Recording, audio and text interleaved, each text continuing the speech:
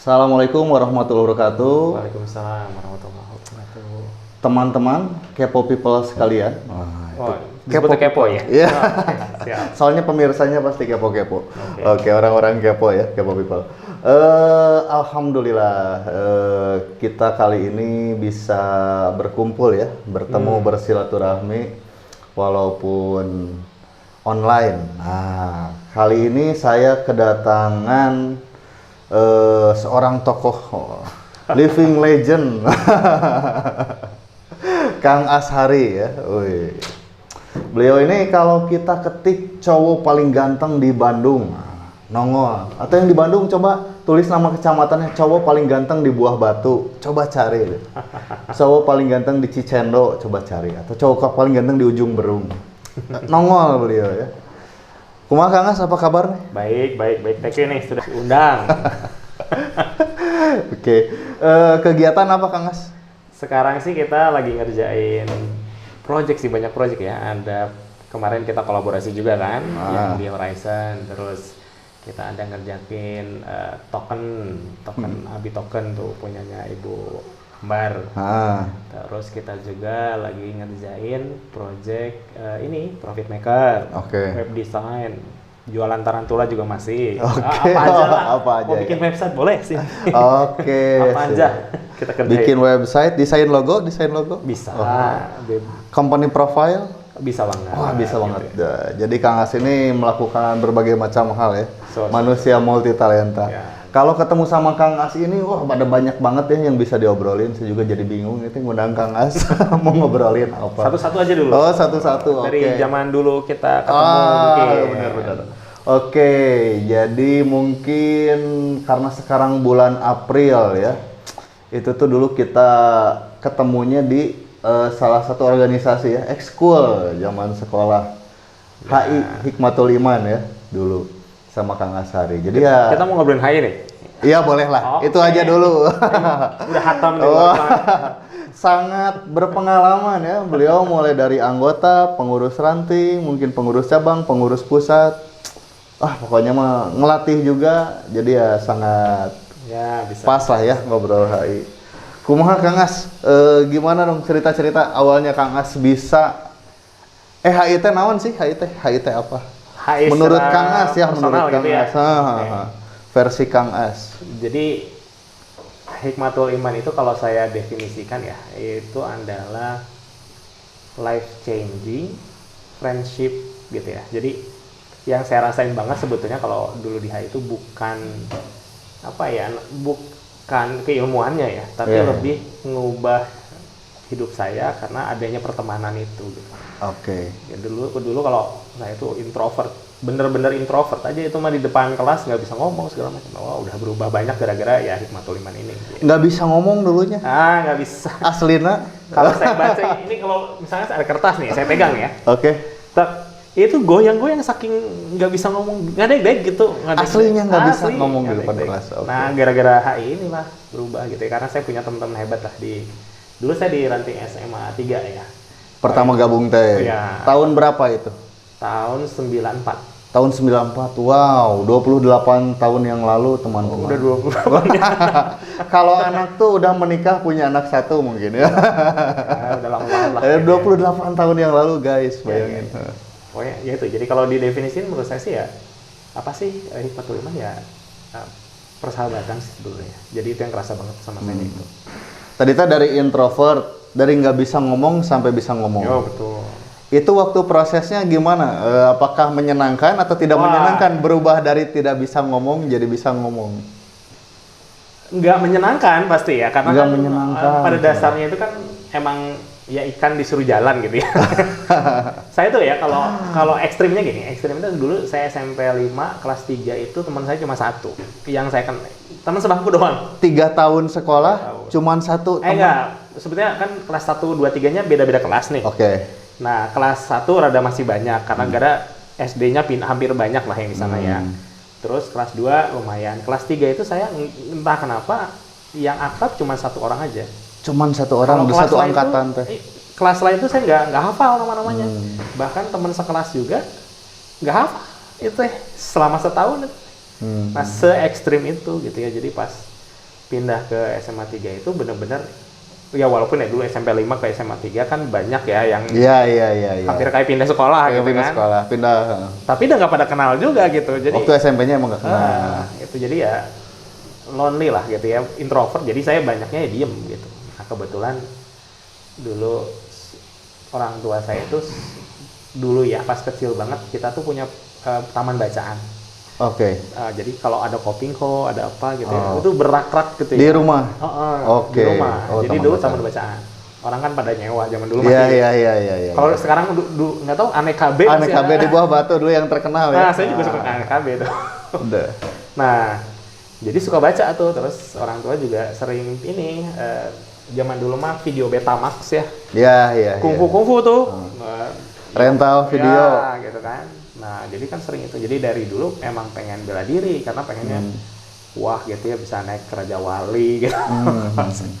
Karena pas SMA inilah ketemu apa sih bela diri yang ada tenaga dalamnya gitu ceritanya. Adanya waktu itu HI. Ya saya nggak lihat apa-apa, udah pokoknya masuk aja gitu ya. Oke. Masuk ya berproses di sana. Ternyata yang didapatnya bukan saktinya, tapi Oke. lebih berubahnya ya. Berubah. Tadi dari introvert, pendiam, nggak bisa ngomong, jadi pede, Sangat pede. sangat pede ya. Bahkan sampai dikenal sama Google cowok paling ganteng di Bandung. Asli, coba cari deh teman-teman yang ini. Cowok paling ganteng di Bandung. So, enter lihat gambarnya, nongol fotonya. Oke, dari introvert jadi bisa ngomong. Terus apa lagi? Tadi katanya kan life changing. Yang paling Yang asalnya temennya cuma satu, tadi temennya jadi gimana? jadi terkenal di mana-mana. Oh. Jadi sebetulnya ini sebetulnya proses bully berkelanjutan gitu ya. Oke. Kalau tadi tanya gimana perubahannya, karena saya dulu punya teman-teman yang tahu bahwa saya nggak tahu ya, maksudnya gini, teman-teman saya itu hebat ya, angkatan namanya angin salju gitu kan dulu. Oke. pakai namanya. Teman-teman saya itu hebat karena dia tahu saya sebetulnya bisa tapi perlu dipaksa. Jadi waktu berubahnya itu kan ya karena gini ya, karena saya tadi introvert susah dapat teman. Jadi Oke. pas lagi di HI ini dapat teman banget gitu. Sementara di kelas sendiri saya nggak terlalu ini gitu ya, karena Nggak saya terlalu berinteraksi. pas jadi pengurus teman-teman saya percayain untuk pegang seksi latihan waktu itu. Jadi dari tahun 95 saya udah ngelatih. Dari yang pendiam disuruh ngelatih. Disuruh ngelatih. Oke. Saya bilang saya nggak bisa gitu ya. Terus udah lu bisa, kita backup cek maneh tes. Kata Oke. Kang Armi dulu ya, Armi Aristofani itu ketuanya, terus ada Agung Widodo itu wakil ketua. Jadi kita dulu bikinnya Seniornya itu tetap seangkatan. seangkatan. Oh, seangkatan. Oke. Jadi kalau waktu itu tiap angkatan kan jadi eskul ya. Iya, Eskul. iya, Nah, iya. Dulu kita nggak mau nih ada ketua, wakil ketua gitu ya. Kita pengennya ada namanya ketua, terus ada utusan kanan, utusan kiri. Kalau di zaman dulu, zamannya Tolyongto, Oke, zamannya oke. apa ya, pedang pembunuh naga gitu ya. Jadi ceritanya kita bikin ada panji api, Oke. strukturnya aneh lah. Kita percaya sama kamu kan gitu ya. Ya udah ini depan. Nah, jadi kerjaan saya itu tiap Sabtu waktu itu ya. Tiap Sabtu ya kalau pelatih belum datang, waktu itu Kang Anto, entah Kang Setiabudi atau Kang Wiswana waktu itu ya, belum datang ya saya di depan. Pelatih udah datang juga saya yang pegang itu loh, pelemasan gitu ya, gitu lari-lari dulu gitu ya. Ada situlah mulai bisa gitu ya. Jadi yang saya dapat pertama dari perubahannya di situ. Kemudian tahun 96 saya ingat banget, 96 itu saya jadi dasar 4 ya. Kita disuruh jadi panitia, jadi SMA 3 itu jadi pertama kali ya SMA 3 itu jadi panitia UKT, jadi UKT di SMA 3. Wah itu aku UKT paling mewah ya tuh. Berapa banyak peserta? Wah dulu kalau zaman dulu mah ratusan ya, Ratusan. penuh gitu lapangan. Dari jam berapa sampai jam berapa? Bisa sampai jam 6 sore. Kalau yang ekstrim sih STKS ya, nggak ada lagi yang STKS tuh. STKS Oke. paling sampai jam 8 malam belum beres UKT. Tahun berapa? 98, 99? Kalau STKS sudah lupa, Lupa lah ya. berapa ya. Tapi kalau pas SMA 3 itu saya jadi ketuanya. Dari cuman level seksi latihan jadi ketua UKT, artinya kan megang Dipaksa untuk pertama berinteraksi, kali saya ngurusin megang macam-macam. duit waktu itu 2 juta sekian. Zaman itu Zaman ya, itu 2 juta. Wah. dikepok segini. Kalau emas mah berapa gram berarti Itu pada harus zaman itu? setor kan ke pengurus segala macam gitu. Itu UKT menurut saya ya kita paling rapi, terus paling mewah karena ada coffee break. Nggak pernah ada tuh. konsumsi ya. UKT nggak pernah ada coffee Iya, break. iya, iya. Terus kan OKT-nya di bangunan SMA 3T yang gede yang gitu ya. Yang udah kita ya di kelas-kelas juga kita naik itu si kursi-kursi. Kan disiksa kalau zaman dulu ya, suruh guling-guling wah segala macam. Nah itu. Nah, jadi mulai jadi ketua ranting. Nah, pas tahun 2000 ya. 2000 itu saya udah mulai saya tetap ngelatih di ranting ya. Nah, terus saya diminta sama Kang Ibai waktu itu. Hari yuk datang yuk ngumpul sama Kang Empuk waktu itu. Oke. Kang Ibai berarti senior Kang As ya? Beda tahun, 2 tahun. 2 tahun. 2 tahun di atas 2 Kang tahun. As. Oke.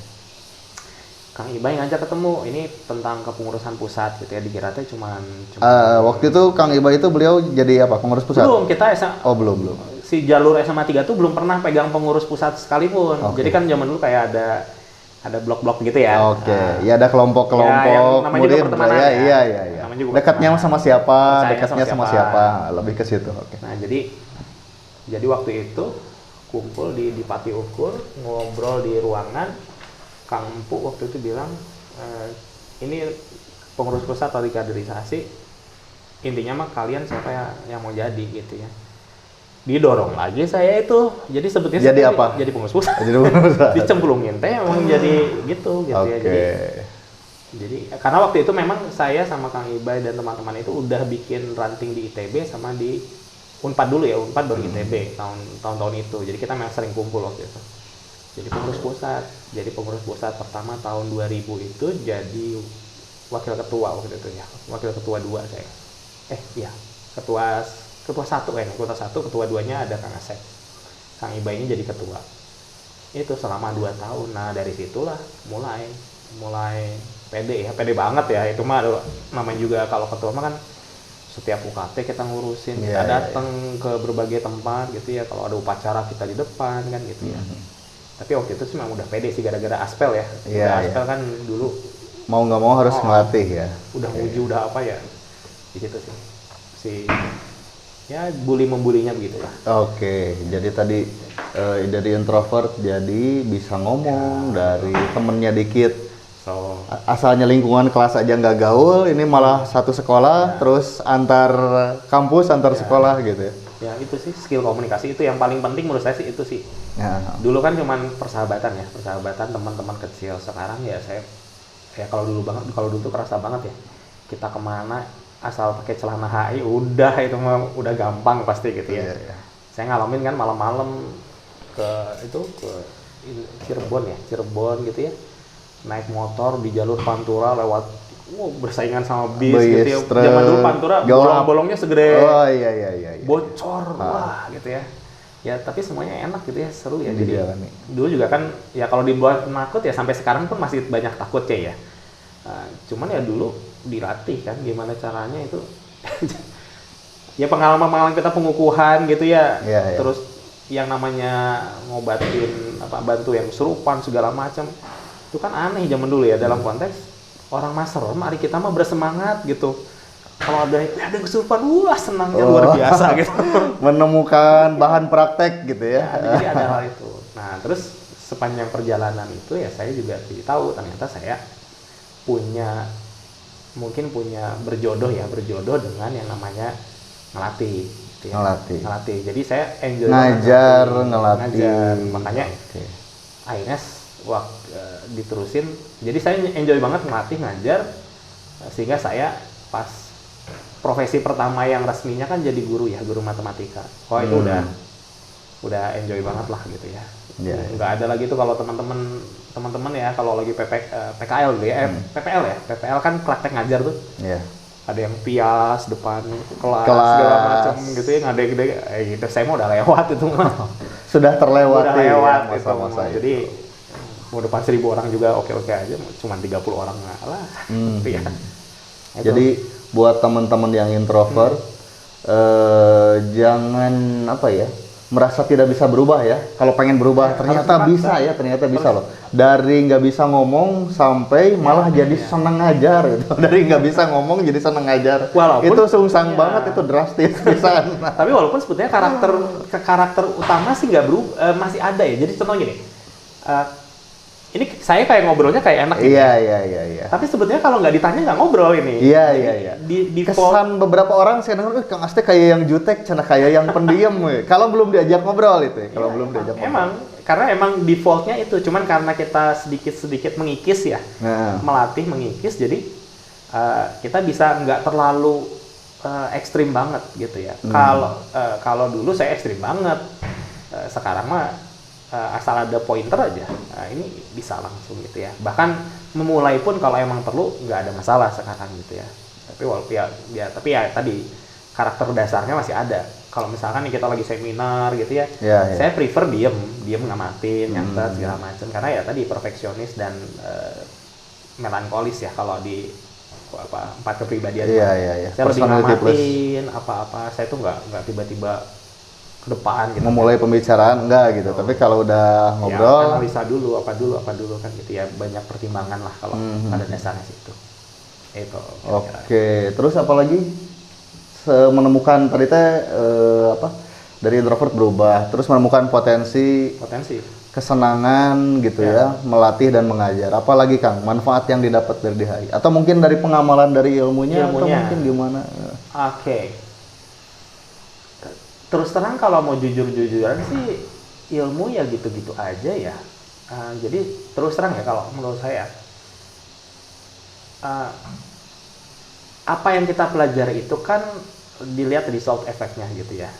Jadi kalau dulu saya ngelatih atau berlatih, ya tadi pantang menyerahnya, yang dapatnya justru sikap mentalnya ya, pantang menyerah. Kita dulu bayangin ya, kita mau tahu ujian dasar 4 ke dasar 5, disiksanya kayak gimana, kita tetap maju kan gitu ya. Iya. Kalau takut atau malas ya udah aja. Kalau takut udah. Jadi, atau nggak mau udah berhenti. Tapi ini mau gitu. Udah tahu bakal menyakitkan, bakal tidak menyenangkan gitu. Akan mengalami itu. Pengukuhan zaman dulu. Kurang kerjaannya gimana nggak kurang kerjaan gitu. Kita bisa tidur nyaman, kasur enak, selimut ini kita mah jalan-jalan, masuk-masuk nyungsep-nyungsep. Semalaman. Ada subuh-subuh berantem gitu ya. Pos 4 berantem kan. Udah gitu pagi-pagi dibarisin, ditendangin, kalau belum ada cap-cap gitu belum afdol gitu ya. Padahal kalau mau nyerah bisa aja, tapi ternyata para peserta tuh itu ya, melatih sikap mental, ketangguhan. Jadi, yang saya dapat ya, suatu saat orang-orang akan lupa tentang materinya. Tapi sikap mental itu udah terbentuk gitu, apalagi di masa kalau masih muda ya, masih pencarian diri mungkinnya kayak SMP, SMA. Betul. Oh ini penting kalau kita pede ya, jadi pede. Dulu saya waktu itu udah jadi pengurus sih. Saya waktu itu bawa ke bukan Indramayu, Kuningan waktu itu. Jadi tugas saya bawa, mau pengukuhan tuh malam, saya naik bis, mau bawa ini namanya lencana ya, buat dibagiin emblem. Dulu kan emblem sakral banget. Iya. Wah itu menentukan kenaikan tingkat, penuh perjuangan mendapatkannya, memakainya. Putih aja itu udah, kita putih udah bangga banget. Ada perjuangannya meraih itu ya, latihan rajin, ikut ujian. Saya bawa tuh emblem untuk dibagiin paginya. Salah turun bis. Itu yang namanya diantah berantah, gelap, super gelap. Malam-malam. Ada ojek, Pak, lapangan ini di mana? Oh masih jauh Pak. Naik ojek kan? Plek. Ternyata dong begitu sampai lapangan pesertanya udah jalan. Oh ketinggalan. Nggak ada siapapun satu-satu. Ini kemana? Jalur saya nggak tahu. Belum musim HP pasti ya dulu. Oh nggak ada. Nggak ada HP. Nggak ada banget. Nggak ada HP, nggak bisa ngontak. Nggak ada telepon umum, nggak ada wartel. Itu lapangannya ada. Orangnya nggak ada satu juga. Ini jalur saya nggak tahu, nggak ada penanda, nggak ada apa. Pakai feeling itu, full pakai feeling. Jalannya makin lama makin sempit. Ini kemana? Udahlah kayaknya kesini itu saya. Itu malam-malam tuh pohon pisang gapai-gapai itu kayak ada. Aduh apa ini? Saya sampai tidurnya itu di emper masjid. Wah ini nggak ketemu kata saya teh. Udah tunggu ada orang dulu. Yang mau ngetok rumah orang jam 2 pagi gimana kan? Iya. Saya tidur itu di emper, sudah istirahat sampai nunggu rada inilah. Sampai ada orang jalan, baru ketemu itu. Kebetulan anak-anak lewat. Enggak. Bukan. Ada orang lewat. Pak, ini lihat dulu ya. Akhirnya ketemu. Itu teh udah dimarah-marahin. Dikira nggak datang. Iya, kan iya. bayangin ya orang sekitar 10 orang nungguin emblem-nya nggak datang gitu. Mas kemana? Iya. Padahal di balik itu ya nyasar. Wah itu pengalaman semalam jalan sendirian, bener-bener sendirian Di kota nyungsep, orang nyungsep, gitu ya, bukan? nggak tempat, nggak tahu. Aduh, itu luar biasa lah gitu ya. Ya itu ya, sikap mental itu yang Iya, menurut saya iya. nggak akan didapat lah. Susah ya, tiap orang unik ya. Padahal cuma menyerahkan emblem gitu ya. Kalau Bukan- zaman bukan yang sekarang, dibukukan. bukan zaman sekarang ya, kirimnya sekarang besok nyampe gitu, nggak semudah itu dulu Dibawa ya, sendiri, dibawa sendiri, dulu nggak ada dianterin. secepat itu, nggak. JNE kan juga belum ada. Iya, mana buat anak-anak Kuningan tuh kan militansinya tinggi, Ya. semangat latihannya luar biasa. Jadi emblem pengukuhan itu acara yang sangat penting buat mereka. Jadi kalau tadi balik ke pertanyaan yang didapat ya tadi sikap mental. Oke, sikap. Keilmuannya sendiri sih kan yang kepakai banget ya paling self healing ya. Jadi alhamdulillah sih selama ini kalau sakit berat banget ya nggak, jarang banget gitu karena ya setahun sekali atau 2 tahun sekali yang rada-rada demam. Harus 3 istirahat di hari, rumah, nggak ya, beraktivitas lah ya. jarang. Itu mah pasti ada, cuma jarang. Oke.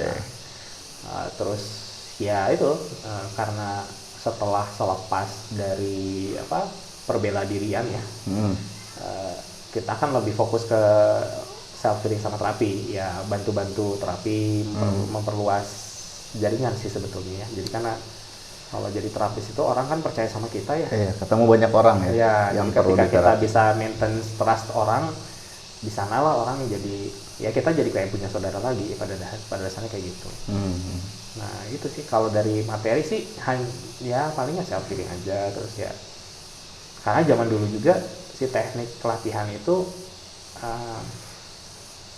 ini tentang teknik latihan ya. Jadi gini, jadi tahun pas dulu dari awal ngelatih saya kan ya ngelatih apa yang dilatihkan pelatih gitu ya.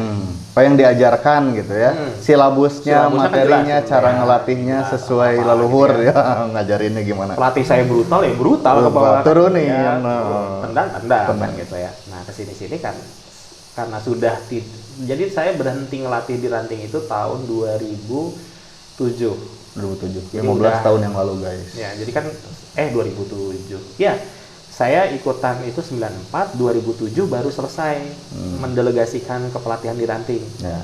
Ya, karena waktu itu saya udah pengurus pusat, ini di ranting masih, jadi terlalu banyak ya. Terus saya pikir-pikir waktu itu, ini kalau kayak yang muda-muda nggak dikasih kesempatan, sampai kapan mereka Iya, muncul kan iya. gitu. Saya dulu bisa muncul gara-gara saya dikasih kesempatan. Dan teman-teman juga senior percaya sama saya. Akhirnya itu, nah saya merasa bersalahnya karena saya lupa tuh. Bayangin tahun 95, saya kan 94, 96 jadi aspel sampai 2007 berapa? 11 tahun. 11 tahun saya ngelatih. Iya, 11 tahun ini saya selalu merasa ngasih kesempatan kayak muda. Tapi yang mudanya ngerasa ada masih Kang As gitu ya. Oke. Jadi nggak. Sementara Kang Asnya berproses dari tahun ke tahun makin nemu cara ngelatih yang bagus, sementara yang mudanya nggak nyoba Ya. pengalaman yang nggak Iya, ada padahal kita kan pengalaman. besarnya di pengalaman. Buat ngelatih, buat bicara. Betul. Nah, kebetulan waktu itu juga saya kan dari berangkatnya dari yang tanda kutip lah, bukan tanda kutip, emang bener nggak berbakat gitu. Oke. Dalam hal apa tuh? Nggak berbakat? Silat nggak berbakat. Oke. Ada setiap sparring mah kena aja saya gitu ya. Dari TM nggak berbakat saya. Akhirnya yang bisa diulik apa? Kan ada TD, TM silat zaman dulu ya. Oke. TD saya ngerasa biasa-biasa aja. TM saya ngerasa kok yang lain udah bisa, saya belum bisa gitu ya. Akhirnya saya geder di silat gitu ya. Tapi silatnya juga bukan bukbek yang sparring, lebih ke jurus.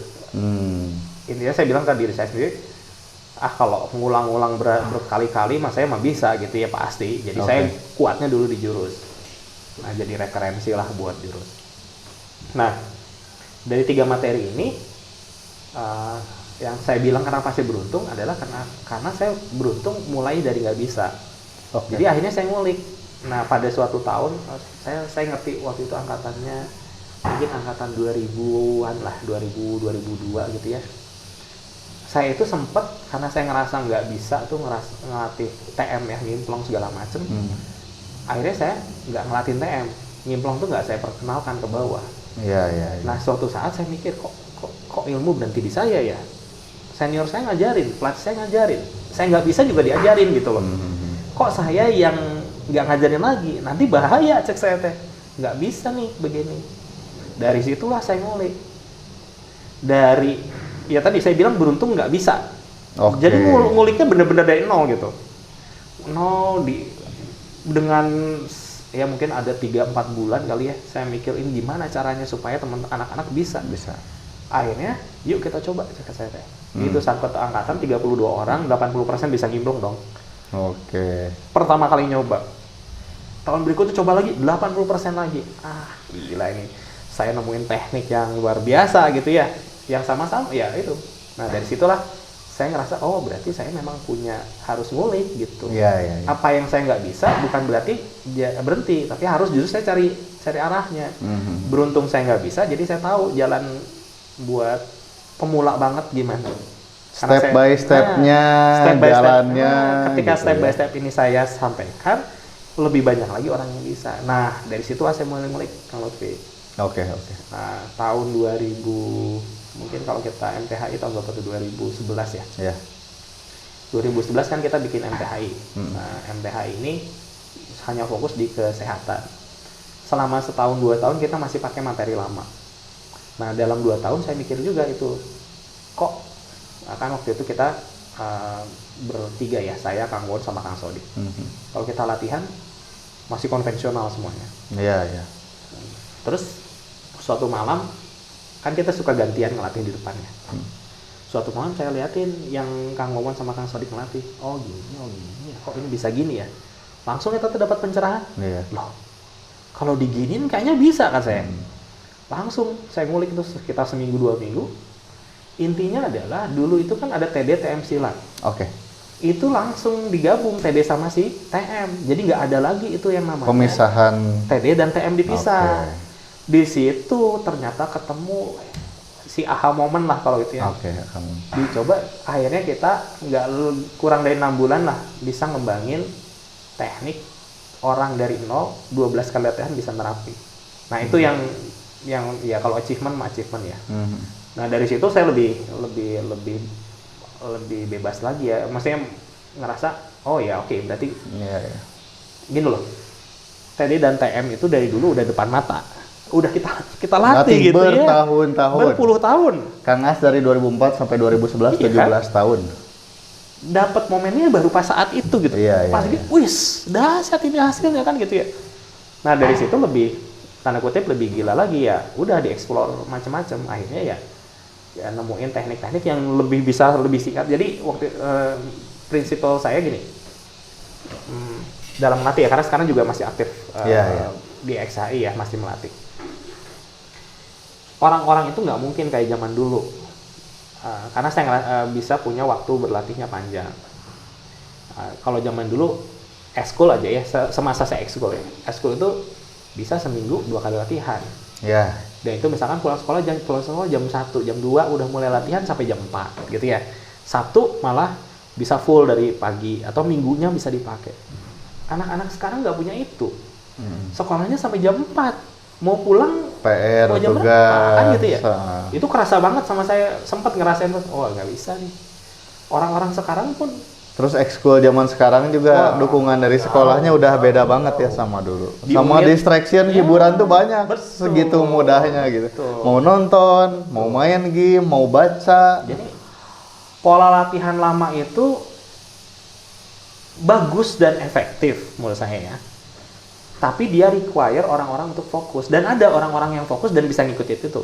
Tapi kebanyakan umum pada saat mereka ini akan sulit fokus. Sehingga materi yang level yang disampaikan secara konvensional menjadi nggak terarti lah sama mereka mah. Mereka nggak punya skill itu, nggak punya skill fokusnya gitu. Dan mereka atau punya skill fokus tapi nggak punya keluangan waktunya. Maka saat ini saya selalu ngulik gimana caranya materi itu satu mudah, nggak usah kamu ngafalin jurus 10 gerakan gitu yang mungkin kamu nanti akhirnya ngafalinnya yang bingung gitu, ribet ngafalinnya nggak dapat poinnya gitu.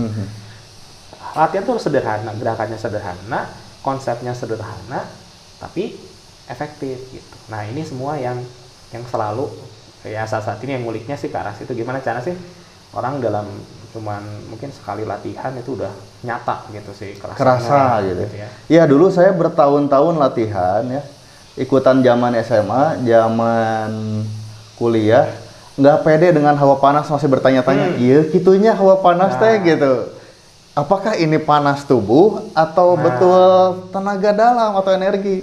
Apakah ini teh tolakan itu betul energi saya atau bukan gitu. Penuh keraguan kalau saya zaman dulu ya, zaman dulu gitu. Setelah ikut latihan sama Kang As, Kang Sodi, Kang Wawon, alhamdulillah jadi yakin dan nyata gitu. Dan bisa dipraktekkan juga gitu. Pas aplikasi di kan aplikasi ketahuan, betul, gitu aplikasi. kan. Nggak mungkin dong. Misalkan gitu, banyak yang nanya gini, Mas, gimana sih cara ngebuktiin adanya energi betul, ya. energi hasil latihan tuh ada gitu. Kalau zaman dulu kan patahin kikir segala macam. Bagi saya nggak bisa. Kamu banding apa? Itu salah satu tolak ukur iya gitu. Bukan Bisa. tolak ukur, Bukan juga. saya. Bukan. Oke, apa tuh?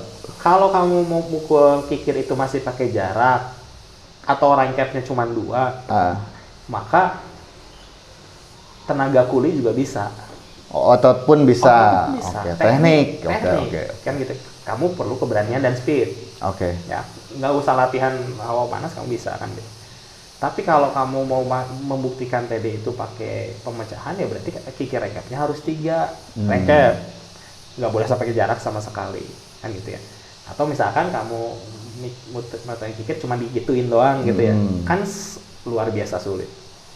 Nah, membuktikan adanya TD energi ini ya, energi atau enggak, itu bagi pribadi saya adalah kamu nerapi. Karena kalau kamu nempelin tangan doang, nggak mungkin itu orang, ya bukan nggak mungkin ya selalu ya, karena yang nyembuhin bukan kitanya ya. Betul.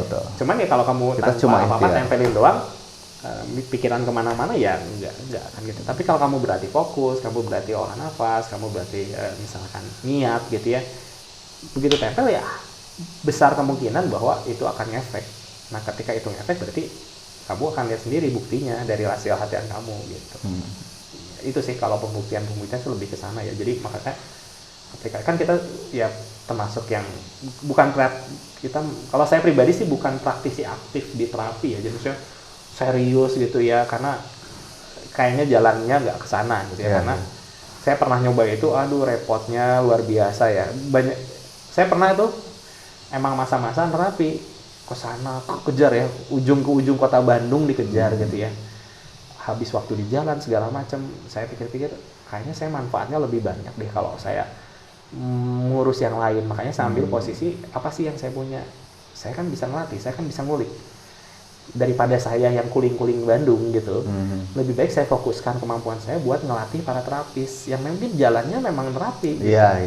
Dan kan ya alhamdulillah ya, dari 2011 MTHI kan ya yang bisa terapinya dari nol banget, banyak yang udah kebuktian gitu. Bahkan ada juga itu bisa dicek di YouTube-nya MTHI, ada yang sekali latihan langsung bisa nerapi. Oh, yang Bu Nani ya. Bu Nani. Hari pertama ya. Dan pernah ada penelitian juga tahun 2014 ya. Efek dari latihan, itu latihan olah nafas, HI, MTH itu setidak-tidaknya orang yang tidak peka pun, yang tidak terasa pun dalam 12 kali latihan ada perubahan efek, ya, ke badan. Itu buat iya. Itu. Sekali latihan juga ada gitu ternyata yang bisa. Contoh-contoh ekstrim. Padahal mungkin kalau ilmu yang diranting, apa coba yang diajarin? Cuma napas perut gitu kan. Gitu. Cuma napas perut aja ternyata dahsyat. Napas dahsyat juga, dada gitu, napas dada. Ya saya rasain kesini-sini ya, begitu kita ngulik pelan-pelan gerakan per gerakan, nafas per nafas, ada rahasia yang keluar gitu. Jadi saya selalu bilang, kalau teman-teman nanya ya, kalau kan tadi ya ada XHI ya, kan kalau saat ini saya sekarang aktif melatih di XHI. Kang, sebetulnya tujuan latihan kita apa? Simpel kok. Kita mau ngebuktiin kalau angin 1 sama air 1 itu dahsyat. Ya. Dulu kita pernah latihan puluhan kali, ratusan kali. Bahkan ngejar 700 kali angin 1 kan? Biar bisa mukul batu. Ngancurin batu. Pertanyaannya kenapa nggak berhasil? Kan dulu mah simpel banget, kita kan main pikirannya sempit ya. Oh, berarti salah jurusnya, nggak kebuktian kan. Padahal kan sebetulnya berarti pelatihan kita yang aneh, yang tidak sesuai gitu ya. Nah, jadi si XHI ini nge-breakdown semua jurus step by step menuju angin 1 dan air 1. Kalau saya berhasil nganter ke teman-teman ini air 1 angin 1, berarti udah selesai tugasnya. Kayak ngajar anak TK buat baca, anak SD buat baca. setelah bisa baca mah silakan Anda mau baca buku apa aja, modalnya udah ada. Kan nggak mungkin yang lupa baca gitu kan. Ya kayaknya 10 tahun nggak baca juga tetap aja baca mah lancar kayak gitu. Jadi itu ya. Jadi kalau tadi balik ke pertanyaan awal apa yang saya didapat ya, mungkin yang paling tanda kutip filosofis ya, saya nemuin tugasnya gitu ya. Saya kemampuannya apa, bagusnya di mana, saya bisa ngasih manfaat paling dahsyat, paling pas tuh gimana gitu ya. Saya bukan jadi terapis, saya bisa nerapi, tapi tempat saya mungkin bukan jalan ninjaku gitu ya, jadi terapis. Tapi mencetak terapis gitu. Tapi lebih ke arah sana gitu kan. Terus dengan pengalaman berpuluh-puluh tahun organisasi, ya kebayang lah gimana ngurus orang ya, ngurus sebuah mekanisme SOP, terus ya kan misalkan ada 5 orang, tapi kalau mereka nggak teratur gitu ya, nggak dibagi tugas, nggak dibagi kan kayaknya manfaatnya kurang gitu ya. Nah kemampuan saya salah satunya ya kayaknya itu ya, saya nggak entah kenapa, saya nggak tahu kapan si leadership-nya terbentuk gitu ya, tiba-tiba loh kok ya gua karena bisa sering berinteraksi, sering mengambil tanggung jawab untuk menyelenggarakan kegiatan gitu ya. Ya itu kadang-kadang jadi pisau bermata dua juga sih. Masalah leadership itu aduh kadang-kadang saya kalau di kumpulan gitu suka greget gitu. Ini kan cuma gini doang susahnya. Karena udah tahu polanya berulang kali ya. Lihat ke komunitas ini, lihat ke periode kepengurusan ini, lihat ke kelompok ini, ada pola-pola interaksi. Aja, orang mah tetap orang gitu. Mau tahun kapan pun orang mah tetap orang. Jadi karakter orangmu udah karakter kebaca. Kebayang gitu. Kamu tuh harusnya gini gitu. Konflik-konflik yang bisa kejadian, solusi-solusinya udah ketahuan, udah kelihatannya. Di dunia kerja itu ngaruh nggak? Oh ngaruh banget. Malah kadang-kadang saya sendiri amazed ya. Amazed itu apa ya? Terkesima gitu. Ini ada kumpulan orang kayaknya masalahnya gede banget. Saya dengerin gitu. Ya kan ini gini doang ya. Dalam hati ya. Iya. Gini doang kan gini. Tungguin sampai kok nggak nemuin itu solusi. Terus saya minta izin misalkan gini ya, gini. Terus mereka tuh wah gitu, di break. Wah gitu, bener ini. Dalam hati ya kan gitu doang gitu. Mungkin gitu doang tuh hasil 28 tahun Kang As ketemu orang-orang, ada ini. Nah itu yang kadang-kadang bikin saya berorganisasi. Iya saya pikir gitu ya, mungkin ada mungkin karena kita selalu dalam lingkungan yang sama gitu ya, kita nggak ngerasa ya kayak gini lah, kayak kodok dalam panci air panas, mungkin dia nggak ngerasa makin panas gitu ya, dia nggak ngerasa makin itu ya. Tapi ya tadi benar juga kalau kita ada waktu sih bertualang ya, maksudnya ke beberapa komunitas lain, masuk kita akan lihat bahwa nilai kita tuh udah segimana sih gitu. Justru ketika kita ya banyak berinteraksi sama kelompok-kelompok yang berbeda gitu. Iya. Dan pengalaman saya sih apa yang dibentuk dari tahun 94 udah membuat saya orang yang ya ternyata kalau pas saya keluar skill setnya bisa memberikan manfaat ke kelompok yang Kang As gitu ada. Ya. Jadi nggak ini gitu, nggak jadi orang biasa sih sebetulnya gitu ya levelnya ya. Tapi ya mungkin ya saya pikir semua orang juga berproses kalau udah yang 40 lebih ya pastilah pengalaman yang orang lain nggak bisa tiru kan pengalaman ya. Betul. Kalau kecerdasan mungkin bisa jadi lebih cerdas. Terus kalau misalkan kemampuan gitu ya kalau di bidang IT ya karena kita misalkan saya web developer, bidang IT kan sekarang anak-anak sekarang tuh pesat, cepet ya. Tapi kan ada hal-hal ternyata yang mereka belum tahu gitu karena belum mengalami pengalaman itu. Itu sih menurut saya. Jadi ya never ending proses lah ya, mulai dari cuman pengen punya temen terus pengen bisa matain kikir satu, ternyata bisa gitu ya, pengen ini ya akhirnya ya menjadi ya pada saat ini. Jadi bagi saya ya nggak akan bisa dan mungkin nggak akan pernah mau saya lupakan ya, karena ya saya hari ini bisa begini ya karena HI gitu. Jadi ya mau sampai kapanpun ya saya tetap murid HI. Mau HI-nya udah bukan nggak apa-apa. Nggak ada murid baru nggak apa-apa. Ibarat sekolahnya udah nggak ada tapi ilmunya masih terus gitu ya. Pengalaman waktu bersekolah di sana masih bisa diterapkan dan jadi solusi. Bahwa saya dibentuk oleh jasa-jasa para pelatih, ya emang ya saya terima. Saya emang gini gitu. Ya mau dibilang kapanpun ya emang saya murid HI kan gitu ya. Gitu. Jadi itulah murid HI yang punya keinginan keilmuannya jangan berhenti di saya gitu. Karena dulu pelatih saya selalu bilang gitu ya. Ya harus diamalin, harus bermanfaat gitu ya. ya sebisa-bisanya lah kan gitu ya. Siapa tahu lewat cuman zoom-zooman di SHI, bukan cuman ya, emang udah kebuktian ya, zoom aja.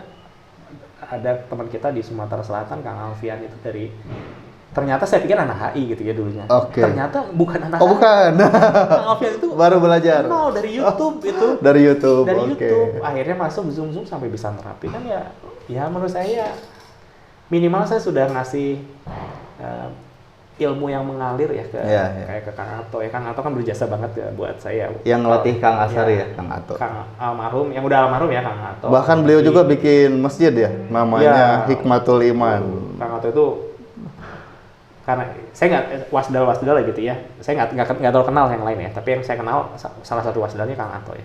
Kang Ato tuh HI banget dah gitu ya. Luar dalam tuh HI banget. Zaman dulu itu kalau ada apa-apa, maju, paling depan kan tuh gitu. Nah kita jadi kebawa gitu ya, jadi militansi zaman dulu gimana sih gitu ya, gimana pelatih kita ya. Kalau dulu pelatih kita pengecut ya mungkin ini, tapi dulu pelatih saya berani-berani ya. Kalau merasa benar ya lakukan gitu. Mungkin itu juga kebawa ya, kadang-kadang saya kalau ini nggak bener nih ya langsung jiwa konfrontasinya loh. Sekarang udah rada keren sih. Frontal. Kalau dulu mah nggak setuju saya gituin aja langsung. Zaman baru lah. Iya. Sekarang mah sudah lebih enggak lah. Oke, luar biasa ya. Jadi manfaat dari hal itu banyak banget ternyata. Selain dari yang keilmuan juga ada yang non keilmuan ya ternyata. Betul. Dan itu bermanfaat banget. Dan itu pengalaman dari Kang Asari ya. Teman-teman yang punya pengalaman positif juga boleh sharing-sharing di bawah ya. Ceritain deh. Ceritain gimana. Nggak apa-apa kan. Berbagi ya.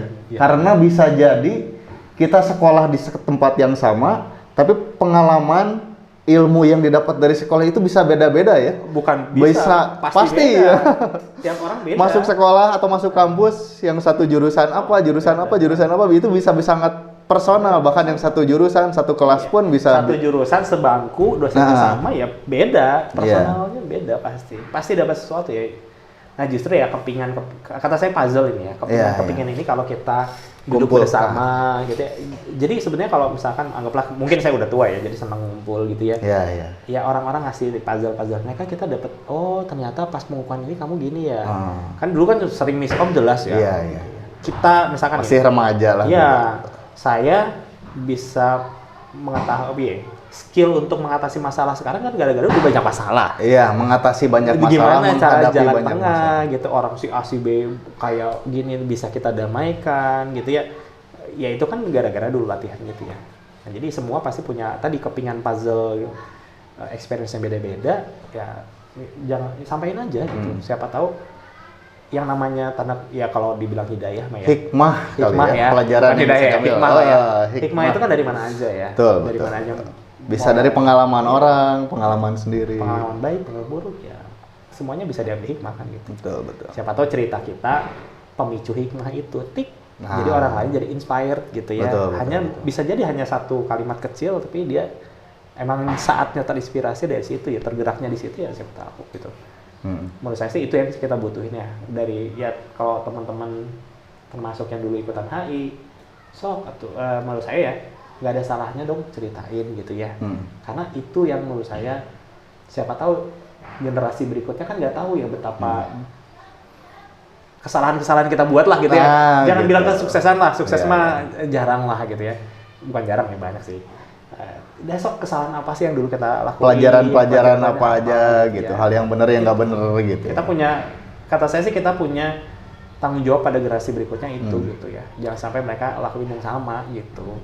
Nggak harus bilang ini ilmu hayu, nggak apa-apa sih ya. Yang penting diteruskan gitu ya, yang kita dapatkan dari pelatih kita, dari guru kita gitu. Mudah-mudahan kebaikannya terus mengalir buat beliau-beliau juga. Apalagi kan ya kalau kita HI kan ya nggak lepas dari Kang Diki ya kan. Kita jelas. baru tahu ya guru utama itu sudah 17 Februari wafat. Ya mau gimana juga, mau kita suka nggak suka, setuju nggak setuju, ilmu yang mengalir kan pasti akan ya ditunggu lah kan gitu ya. Ya kalau kita benar-benar dulu ngerasa ada manfaatnya, ya ajarin lagi lah gitu ya. Betul. Sampaikan lagi, nggak usah ilmunya, angin satu udah lupa ya udah, nggak usah ngajarin angin satu, tapi kamu bisa ngajarin sikap mentalnya, jujurnya. Kan dulu saya pikir ya, anak HI itu kan kalau saya pribadi ya, kritis. dia megang 4 banget tuh kalau anak HI. Satu megang ikrar dong, Oh, yes. gitu kan? Menolong sesama manusia mana kita, saya dulu inget banget ya, kita lagi latihan ngumpul. Ada tukang sampah waktu itu. Kita lagi di SMA 3 di depan, ada tukang sampah lagi dibawa gerobak sampah gede. Dorong. Ya, tumpah gitu. Itu langsung dong anak-anak dorong, nggak peduli sampahnya, bantu gitu ya. Benernya itu teh. Bener Pengamalan gitu, teh. langsung gitu. Kita lagi nongkrong, lagi diem, jeda gitu, ada apa? Ternyata ada mobil belok, kayaknya terlalu gini, carry gitu. Tiguling. Itu mah anak-anak yang pertama nyampe, anak-anak HI. Bantuin gitu, ngeluarin berdarah-darah. Ini sih. Oh, tiguling masih mobil teh. Keluarin dari jendela. Sampai segitunya, terus akhirnya ngebalikin mobilnya gitu. Anak-anak ya gitu lah. Jadi banyak ya, kita pegang bener banget ikrar ya. Ikrar, terus kita juga pegang janji kita kan gitu ya. Ya hal-hal yang gitulah yang ngebentuk ya, kayak ya kalau di Eropa mungkin ada Knight's Code gitu ya, kode yang nggak pernah mukul cewek misalkan gitu ya, selalu uphold the truth gitu ya, selalu jujur. Ya itu yang kita lakukan zaman dulu, kita punya values itu. Nah values ini yang menurut saya jangan sampai generasi yang baru yang nggak tahu gitu. Kan kasihan ya, mereka nggak tahu. Minimal kita udah ngasih tahu masalah dia mau pegang, mau jalan bebas gitu. Kita udah ngasih tahu, kamu harus jujur, mau gimana pun juga. Kalau kamu jujur ya disalahin sama orang nggak apa-apa kan gitu. Tapi kamu jujur, gimana juga, yang namanya benar ya benar. Nggak, walaupun 1000 orang bilang salah, kalau itu benar ya tetap aja benar. Dan kamu harus jadi orang yang bela itu kan gitu. Itu kan kepake banget sama saya. Pas jadi guru mana semua orang bisa bersaksi lah. Saya tuh anti banget sama namanya nyontek. Nggak boleh ada yang nyontek sedikit pun dalam on my watch gitu ya, nggak boleh gitu. Karena kenapa saya bisa gitu? Karena pas dulu SMA, pas saya dulu sekolah, saya jujur gitu. Makanya ketika nggak pernah nyontek gitu ya, makanya ketika saya bisa upload gitu ya.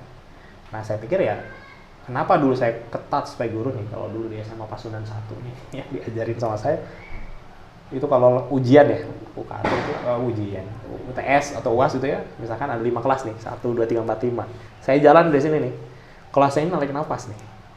Begitu saya lewat, berarti nggak ngaus ini, alhamdulillah, sekeras-kerasnya mereka.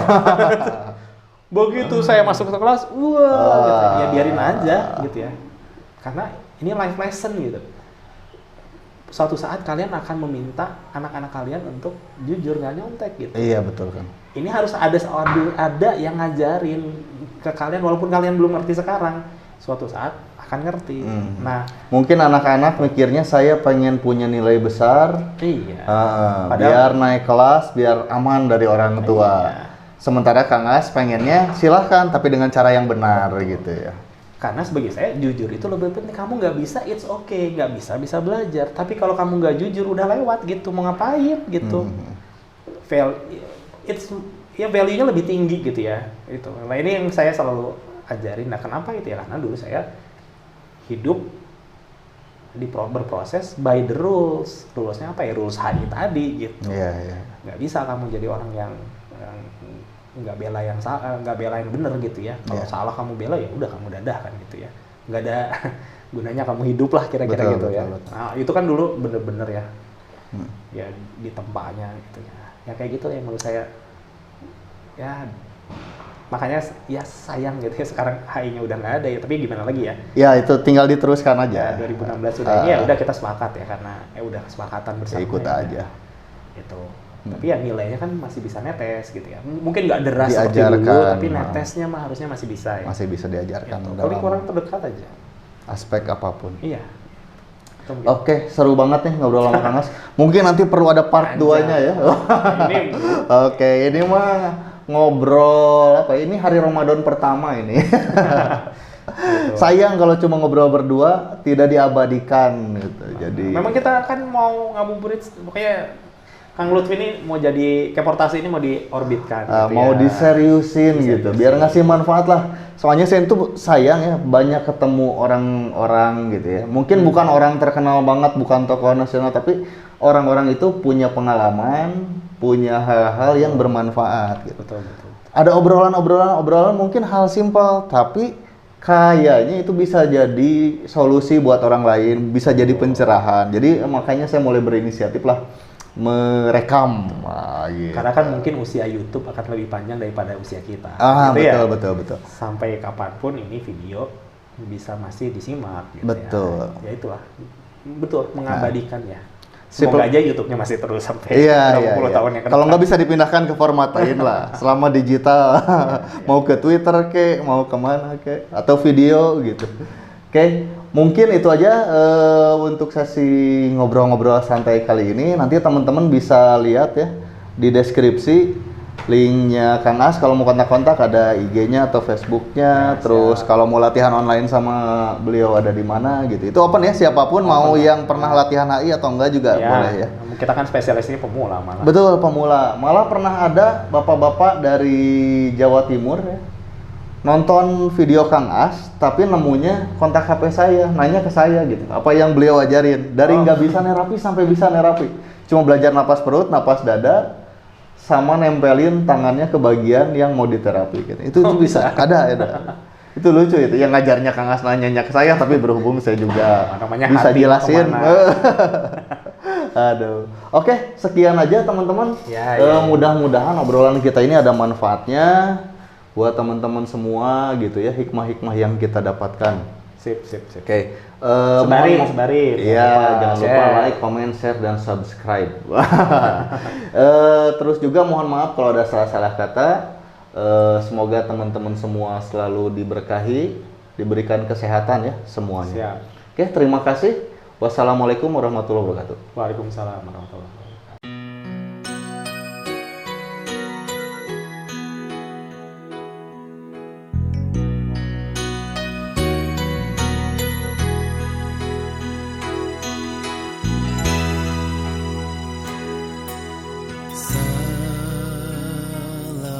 Sejahtera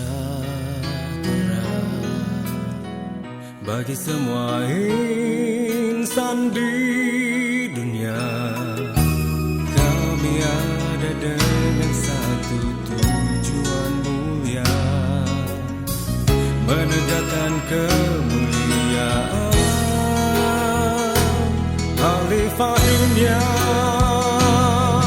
Bersatulah hai manusia untuk agungkan namanya. Mari kita menegakkan panji kebenaran yang maha kuasa, yang selalu mengasihi hambanya.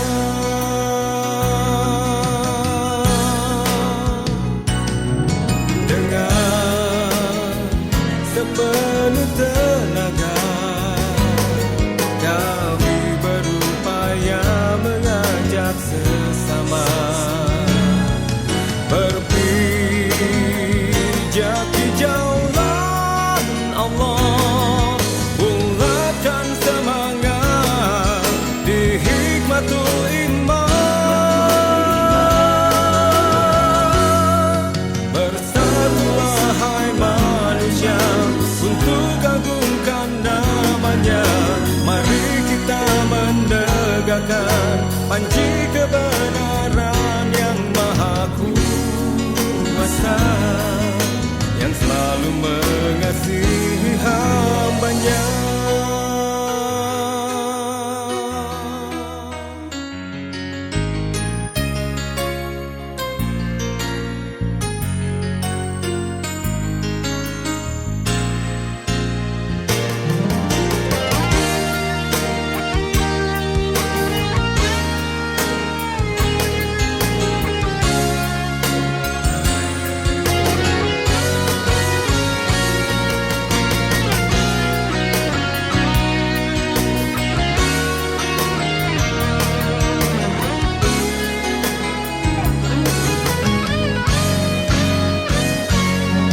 Bersatulah hai manusia untuk agungkan namanya. Mari kita menegakkan panji kebenaran yang maha kuasa, yang selalu mengasihi hambanya.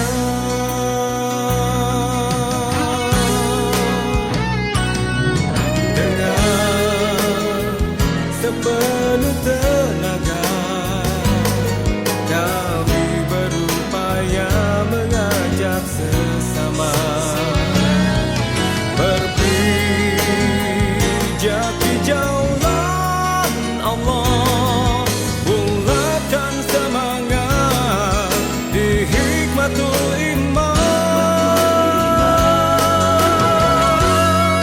Bersatulah hai manusia untuk agungkan namanya. Mari kita menegakkan panji kebenaran yang maha kuasa, yang selalu mengasihi hamba-Nya. Bersatulah hai manusia untuk agungkan namanya. Mari kita menegakkan panji kebenaran